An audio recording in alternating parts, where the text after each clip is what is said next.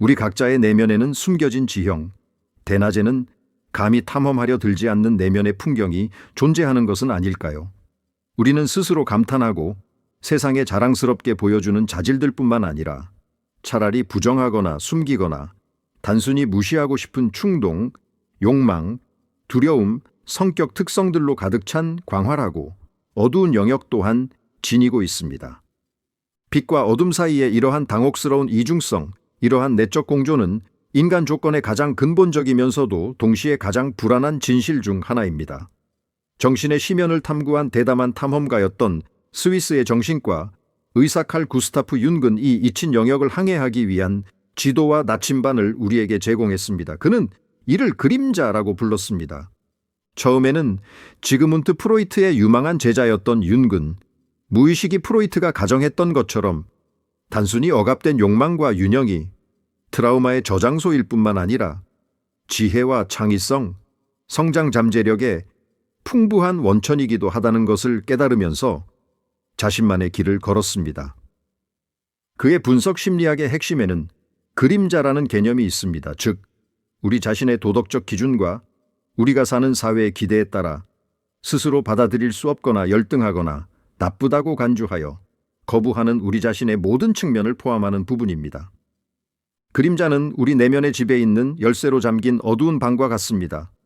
우리는 평생 동안 보고 싶지 않고 우리를 부끄럽게 만들며 우리 자신에 대해 가지고 있고 다른 사람들에게 보여주고 싶은 이상적인 이미지와 모순되는 모든 것을 그곳에 쌓아둡니다.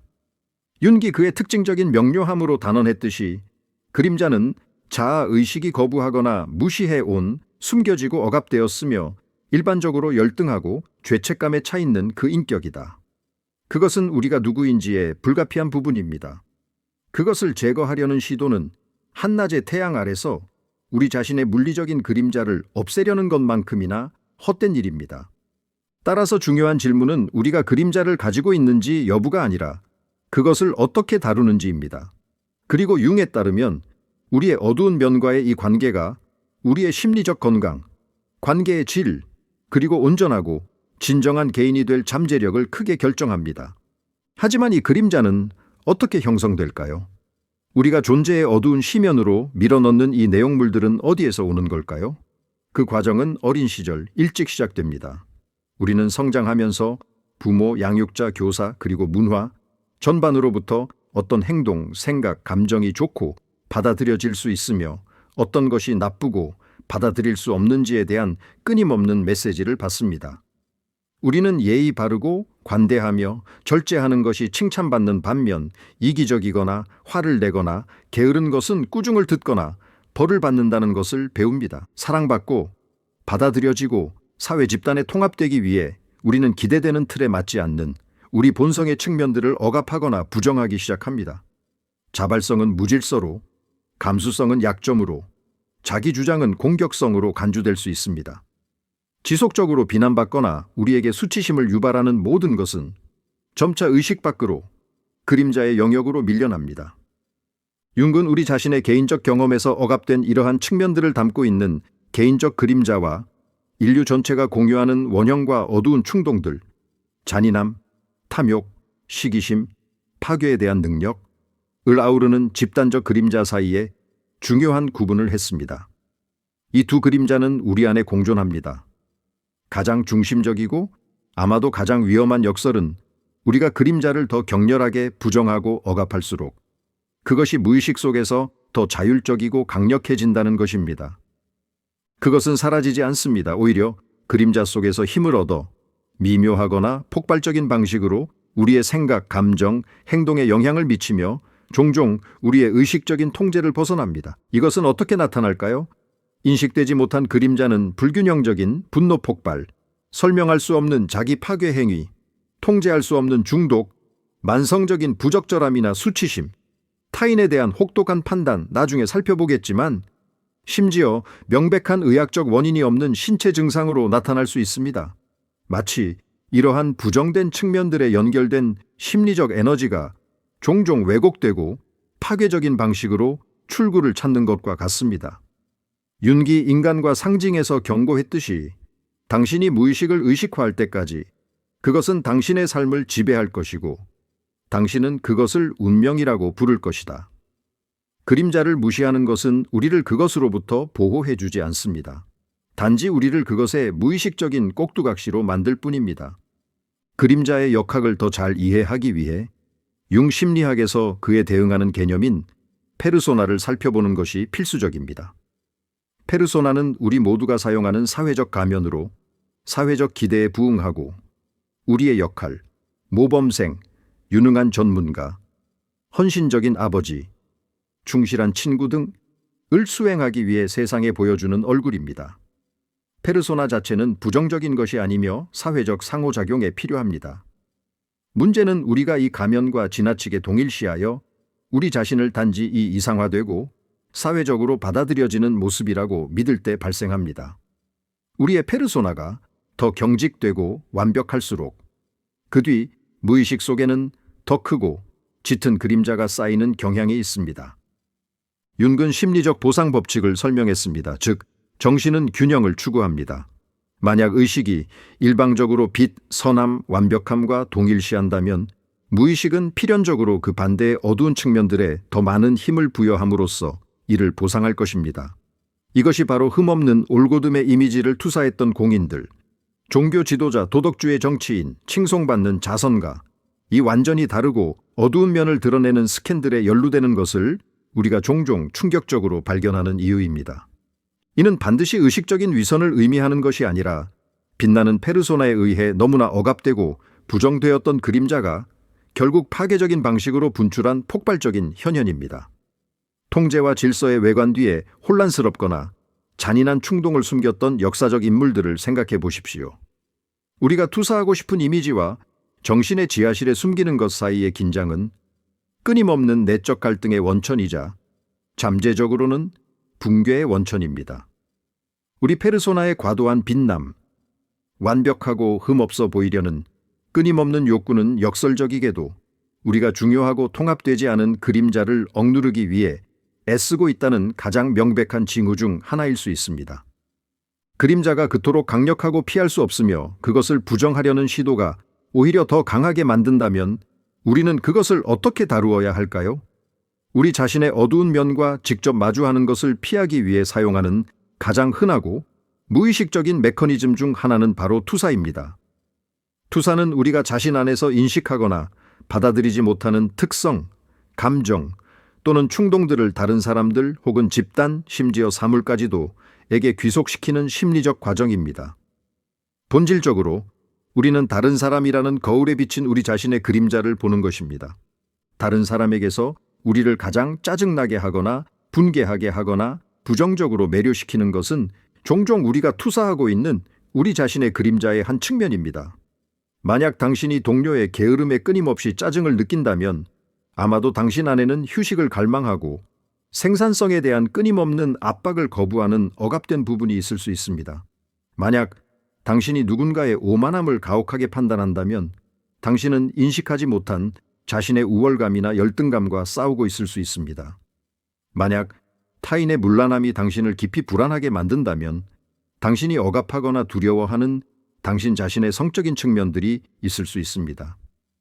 윤근 이 현상을 정확하게 묘사하며 우리가 투사를 걸 고리가 다른 사람에게 필요하다고 언급했습니다. 즉, 그 사람은 실제로 우리가 투사하는 것에 특성을 가지고 있을 수 있지만 우리의 강렬하고 불균형적인 감정적 반응은 우리 자신의 무언가가 거기서 활성화되고 있음을 드러냅니다. 우리는 가장 가까운 관계에서 끊임없이 투사가 작동하는 것을 봅니다. 부부 갈등, 가족 분쟁, 친구 사이의 불화는 종종 인식되지 않은 그림자의 상호 투사에 의해 촉발됩니다. 심리학과 연금술에서 윤근 다음과 같이 썼습니다. 타인에게서 우리를 짜증나게 하는 모든 것은 우리 자신에 대한 이해로 이어질 수 있다. 투사는 단지 대인관계의 문제만이 아닙니다. 그것은 사회에서 광범위하게 작동합니다. 많은 사회적, 정치적, 문화적 갈등은 집단적 그림자 투사의 현현으로 이해될 수 있습니다. 집단 전체가 자신들의 두려움, 결점, 부정적인 측면들을 다른 집단적, 다른 사람, 희생양에게 투사하여 분열, 편견, 그리고 극단적인 경우에는 폭력을 만들어냅니다. 따라서 투사 메커니즘을 인식하는 것은 개인의 심리적 건강뿐만 아니라 더 의식적이고 덜 파괴적인 사회적 공존의 가능성을 위한 중요한 단계입니다.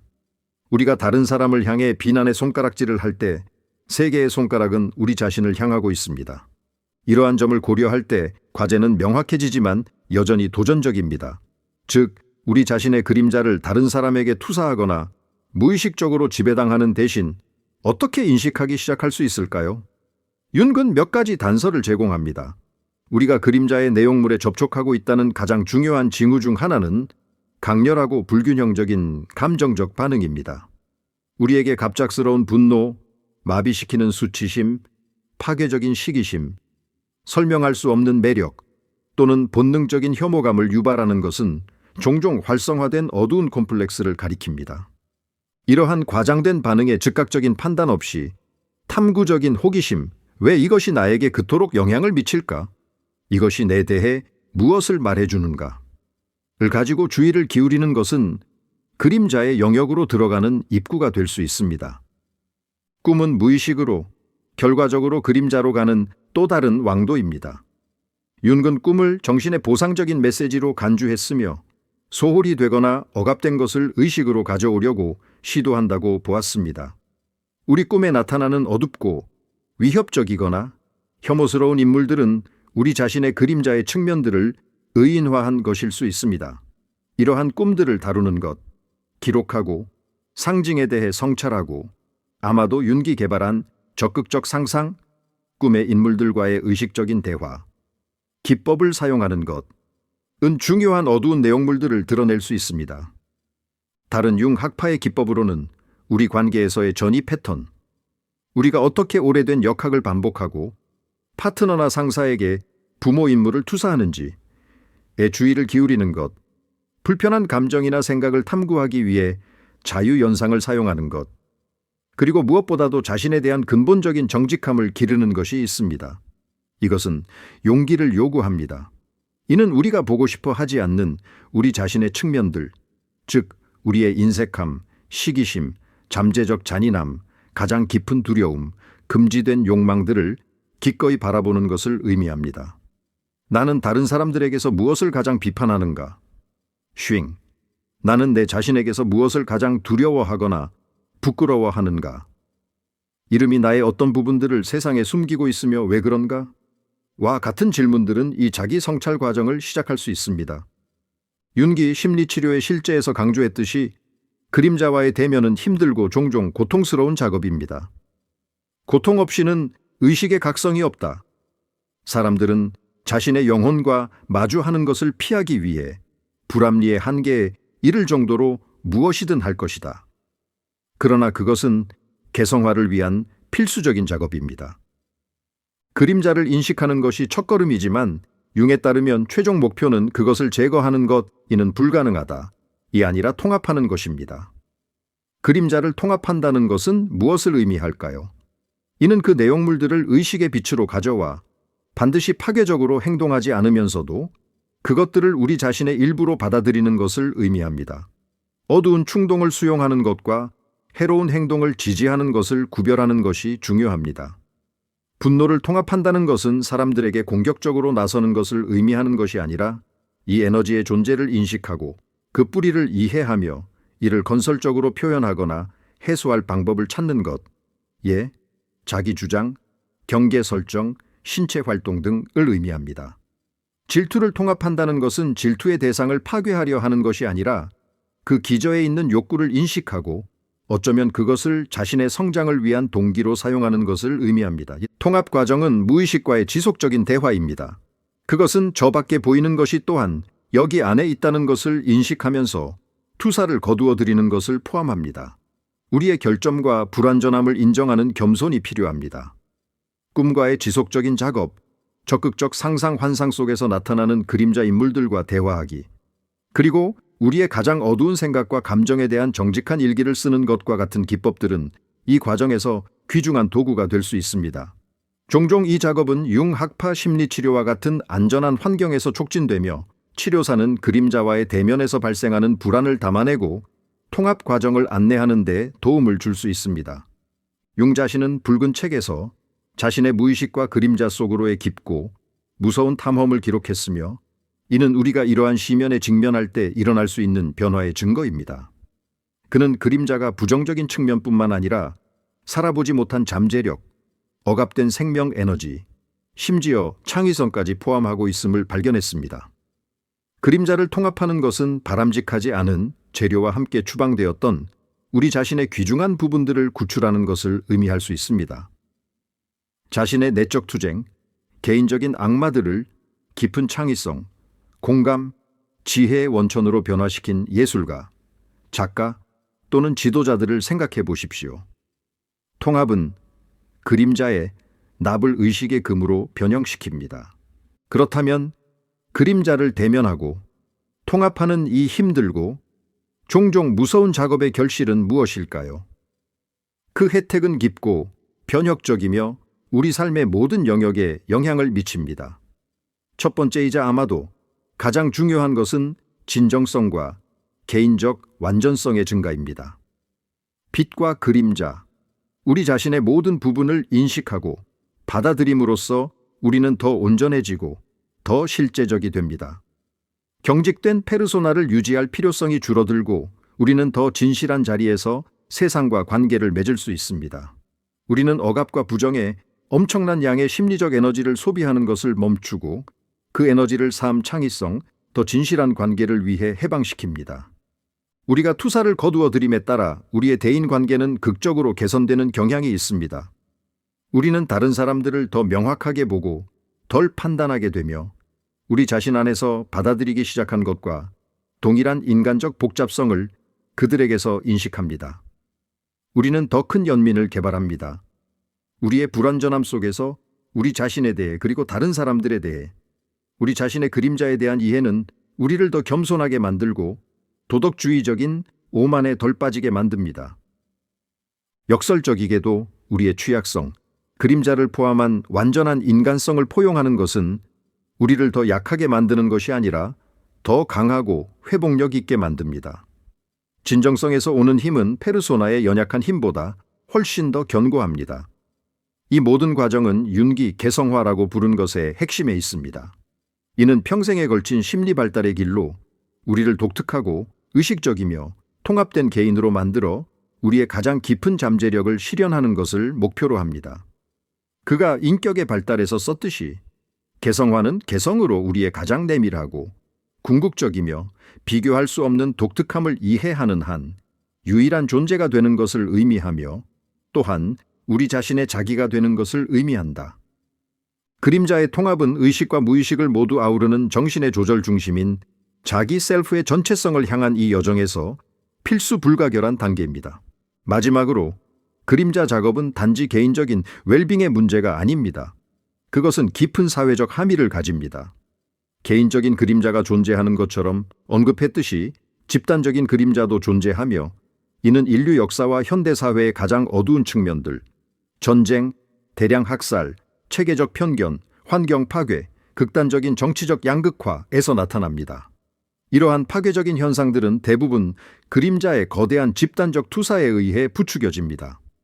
집단 전체가 어둠에 대한 자신의 잠재력을 인식하기를 거부할 때 그들은 그것을 다른 사람들에게 투사하여 희생양을 만들고 폭력과 억압 행위를 정당화합니다. 따라서 각 개인의 자신의 그림자에 대한 작업은 아무리 개인적으로 보일지라도 사회적 치유에도 필수적인 기여입니다. 한 사람이 투사를 거두어들이고 내면화된 편견을 인식하거나 자신 안의 어두운 측면을 통합할 때마다 그 사람은 어떤 면에서는 세상에 인식되지 않은 어둠의 양을 줄이고 있는 것입니다. 그 사람은 그림자 투사를 이용하는 조작에 덜 취약해지고 건설적이고 공감적인 대화에 더 능숙해집니다. 오늘날 많은 사회에서 볼 수 있는 극단적인 양극화, 즉 각 편이 상대를 악마화하고 자신 안에 어떤 그림자도 보려 하지 않는 것은 직면하지 않은 집단적 그림자의 명백한 증상입니다. 따라서 자신의 그림자 작업에 대한 개인적인 책임을 지는 것은 자기애적 행위가 아니라 시민적, 윤리적 책임의 행위입니다. 사회의 건강은 궁극적으로 그것을 구성하는 개인들의 심리적 건강에 달려 있습니다. 칼 융의 지혜에 따라 안내받은 인간 정신의 시면으로의 이 탐험은 당혹스럽고 심지어 무서울 수도 있습니다. 그림자와의 대면은 쉬운 길이 아닙니다. 용기, 가차없는 정직함, 그리고 인내가 필요합니다. 그러나 그것은 더 온전하고 더 진정성 있으며 더 연민 있고 더 진정으로 인간적이 될 가능성이라는 헤아릴 수 없는 보상을 약속하는 길입니다. 이 어두운 면과 통합의 여정에 대한 탐구가 당신 안에 깊은 무언가를 건드렸다면 질문을 불러일으켰거나 당신 자신의 경험과 공명했다면 아래 댓글에 여러분의 생각을 공유해 주시기 바랍니다. 여러분의 통합 여정은 독특하며 그것에 대해 듣거나 여러분의 의문과 도전에 대해 듣는 것은 이 깊은 물을 항해하는 다른 사람들의 길을 밝힐 수 있습니다. 이 콘텐츠가 여러분에게 가치가 있었다면 더 많은 사람들이 찾을 수 있도록 좋아요를 남겨주세요. 그리고 이러한 철학적, 심리학적 탐구가 특히 중요하다고 느끼시고 이와 같은 영상을 계속 제작하기 위한 저희의 노력을 지원하고 싶으시다면 슈퍼 감사를 남겨주시는 것을 고려해 보세요. 여러분의 지원은 큰 차이를 만듭니다. 우리의 어두운 면을 마주하는 것은 자기 학대의 행위가 아니라 아마도 가장 급진적인 진정한 자기 사랑의 행위일 것입니다. 그것은 우리가 복잡하고 모순적이며 그럼에도 불구하고 이해와 통합의 가치가 있음을 인정하는 것입니다. 그것은 내면의 시면을 들여다보고 그곳의 괴물뿐만 아니라 숨겨진 보물과 우리 자신의 전체성으로 가는 열쇠가 들어있음을 발견하는 용기입니다. 윤기 개인과 집단 사이의 관계에 대한 그의 비전을 강력하게 요약하며 우리에게 상기시켜 주듯이 밖을 보는 자는 꿈을 꾸고 안을 보는 자는 깨어난다.